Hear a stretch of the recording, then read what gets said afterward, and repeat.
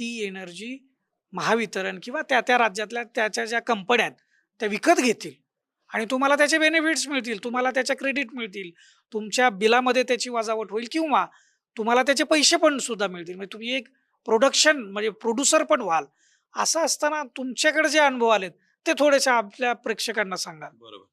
आपल्याकडे 3 किलोवॅटचं solar system बसवलेलं आहे. नितीन देसाई हे कस्टमर आहेत. त्यांनी 1 वर्षापूर्वी सोलर लावल्यानंतर त्यांचा अनुभव असा होता, वेळोवेळी त्यांनी आपले सोलर प्लांट क्लीन ठेवलेला आहे आणि त्यांचं जनरेशनही खूप चांगल्या पद्धतीनं होत आहे. तर वर्षभरात सरासरीपेक्षा त्यांचा जे जनरेशन आहे, त्यामध्ये इम्पोर्ट युनिट हे 3675 युनिट आहेत आणि एक्सपोर्ट युनिट हे 3991 युनिट आहेत. साधारणतः पेक्षा त्यांनी एक्सपोर्ट केलेले युनिट 400 युनिट जास्त आहेत आणि 400 युनिट त्यांनी जास्त करून ठेवलेले आहेत की त्यांना भविष्यात त्याचा वापर करता यावा. परंतु असं न होता आणि असं वापरता न करू देता महावितरणमध्येच या महिन्यामध्ये त्यांना 5,000चं बिल DBA या नावाखाली बिल पाठवलं, डेबिट बिल ॲडजस्टमेंट. पण ह्याचा उल्लेख डिटेल्समध्ये कुठेही नाही आहे. ग्राहक जेव्हा MSEBीत जाऊन तक्रार केली की आमचं सोलरचं जनरेशन जास्त आहे आणि वापर कमी आहे, त्या नियमानुसार कुठलंही बिल आम्हाला येता कामा नये. परंतु त्यांना असं सांगण्यात आलं की तुमचं हे एक्सपोर्ट युनिट जास्त झाल्यामुळं तुम्हाला हे बिल लावलेलं आहे.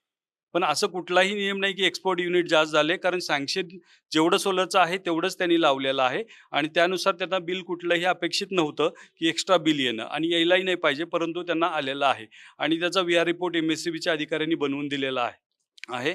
तर त्यांना पूर्ण क्लॅरिटी मागितल्यानंतर त्यांच्याकडे कुठलाही सर्क्युलर GR आणि नाही आहे, परंतु ते सांगतायत हे ₹5,000 तुम्हाला भरावे लागतील. सरासरी सांगितलं तर सोलर कन्झ्युमर हा कुठलाही अपेक्षा करत नाही की आपण सोलरमधून जास्त जनरेशन केलं तर आपल्याला बिल पण भरावं लागेल. त्याची अशीच अपेक्षा असते की सोलरमधून जनरेशन केलं तर भविष्यात आपल्याला ते युनिट वापरता येतील आणि त्याचा आपल्याला फायदा होईल.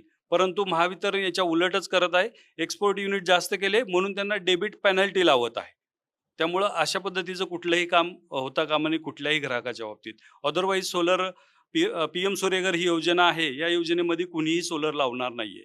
एकूण त्या मीटिंगमध्ये तुम्ही उपस्थित होता, जी महावितरणच्या सोबत मीटिंग झाली. त्या मीटिंगमध्ये नेमकं काय घडलं होतं? ती मीटिंग ॲक्चुअली थोडी हास्यास्पद झाली खरं झालं तर. सांगायचं झालं तर महाराष्ट्रातल्या 36 जिल्ह्यांमधून आमच्या तिथले आमचे व्यावसायिक आणि आमचे असोसिएशनचे प्रतिनिधी 36 अगदी चंद्रपूर, रत्नागिरीपासून मुंबईला पोहोचलेले होते, रात्रभर प्रवास करून.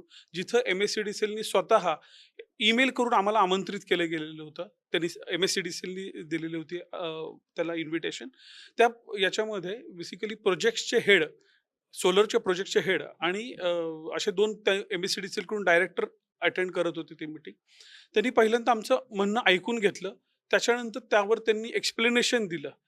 ते एक्सप्लेनेशन जे होते ते खूप हास्यास्पद होतं. म्हणजे त्याच्यामध्ये काही लॉजिक नव्हतं. पण त्याच्यावर आम्ही जेव्हा परत प्रश्न त्यांना उपस्थित करायला गेलो, आमच्या 36 लोकांच्या त्यांनी बिलकुल कुठलंच म्हणणं ऐकून घेतलं नाही. Stop, stop, stop. आम्ही पुढं काहीच ऐकणार नाही. मीटिंग कन्क्लूड झाली असं म्हणून ते तिथून निघून गेले. आम्ही त्यांना परत रिक्वेस्ट केली, की "सर तुम्ही आमचं ऐका." सगळ्यांचा भ्रमनिरास फार मोठा झाला आणि अशा पद्धतीनं ते जे सगळं होतं, ते सगळं नाराजीजनक होतं. आम्ही मुळात सोलर व्यावसायिक जरी असलो, तरी आम्ही ग्राहकांच्या हक्कांसाठी तिथे गेलो होतो. आमचा भाग जो आहे, तो भाग आम्ही ग्राहकांवर आमचा सगळा गोष्ट डिपेंड आहे आणि त्या केसमध्ये ग्राहकांच्या प्रश्नांना वाचा फोडण्यासाठी भविष्यात ग्राहकांना जे प्रश्न निर्माण होणार आहेत, त्यांच्यासाठी आम्ही गेलो होतो. आम्हालाच जर प्रश्नाची उत्तरं मिळत नसतील, तर महावितरण नक्कीच ग्राहकांना पुढे अंधारात ठेवल्याशिवाय राहणार नाही, असं आमचं स्पष्ट मत झालं आणि आम्ही त्या परवाच्या महावितरणच्या मुख्य कार्यालयातल्या मीटिंगचा जाहीर निषेध केला. त्याच्यासाठी आम्ही आता पुढं जनआंदोलन करतोय, रॅलीज करतोय, भूक हडताल म्हणजे आमरण उपोषण सुद्धा करणार आहोत. याची दखल PMOनी पण घेतलेली आहे. ही वास्तवता आहे खरं तर. आता हा प्रश्न खूपच गंभीर स्वरूप घेतोय. तर पुढची तुमच्या आंदोलनाची दिशा कशी असेल? कारण आता तुम्ही रॅलीचं हे नियोजन करताय. परंतु सगळ्यात महत्त्वाचा म्हणजे याच्यामधला जो कस्टमर आहे, ग्राहक आहे, कन्झ्युमर आहे, त्याचा जर सपोर्ट नसेल, तो जर याच्यात नसेल, तर कुठेतरी या आंदोलनाला किती यश मिळेल किंवा सरकार त्याची किती दखल घेईल, या या संदर्भामध्ये म्हणजे शंका वाटावी इतपत ती गोष्ट आहे. तर लोकांमध्ये याची जागृती व्हावी म्हणून काय प्रयत्न होणार आहे? महावितरणपर्यंत आम्ही आत्ता आमचे मागण्या मांडलेल्या आहेत. याच्यापुढे जर आम्हाला त्याच्यामध्ये दाद मिळाली नाही तर आम्ही लोकप्रतिनिधी, मुख्यमंत्री साहेब यांच्यापुढे आम्ही आमचं निवेदन मांडू, की जे लोकांसाठी ज्या गोष्टी तुम्ही करतायत त्या चुकीच्या होत आहेत. त्याच्यामुळे चुकीचा मेसेज जातोय. प्रगतिशील राज्य आहे, तिथे अशा पद्धतीची गोष्ट घडली तर ही चुकीची होईल. तिथे जर आम्हाला दाद मिळाली नाही तर आम्ही केंद्र सरकारपर्यंत जाऊ, कारण हा त्यांचा महत्वाकांक्षी प्रोजेक्ट आहे. महत्वाची गोष्ट याच्यामध्ये असे आहे की ह्या सोलरच्या प्रोजेक्टसाठी केंद्र सरकार सबसिडी देते. महावितरण मार्फत ती फक्त रूट होती. महाराष्ट्र शासनाचा एकही रुपया त्याच्यामध्ये नाहीये. केंद्राचे पैसे येतात, ते महाराष्ट्र आणि महावितरण मार्फत रूट होऊन ते क्लायंटला जातात. त्याच्यामुळे केंद्राच्या या ध्येय धोरणाला, केंद्राच्या या महत्वाकांक्षी प्रकल्पाला महाराष्ट्र राज्य हे बाधित करते का, त्याच्यामध्ये ऑब्स्टिकल ठरते का, हे आम्हाला त्यांना निदर्शनास आणून द्यावं लागेल.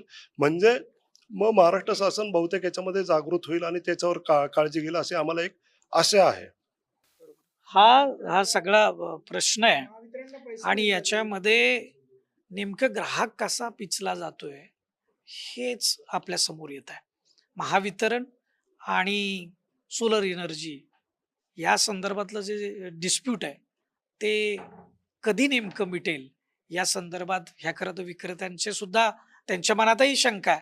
परंतु अगदी केंद्र सरकारच्या ह्या महत्वाकांक्षी योजनेची जी अंमलबजावणी होती त्यासाठी केंद्र सरकारकडून हजारो कोटी रुपये खरं तर सबसिडीच्या माध्यमातून वितरित केले जात आहेत.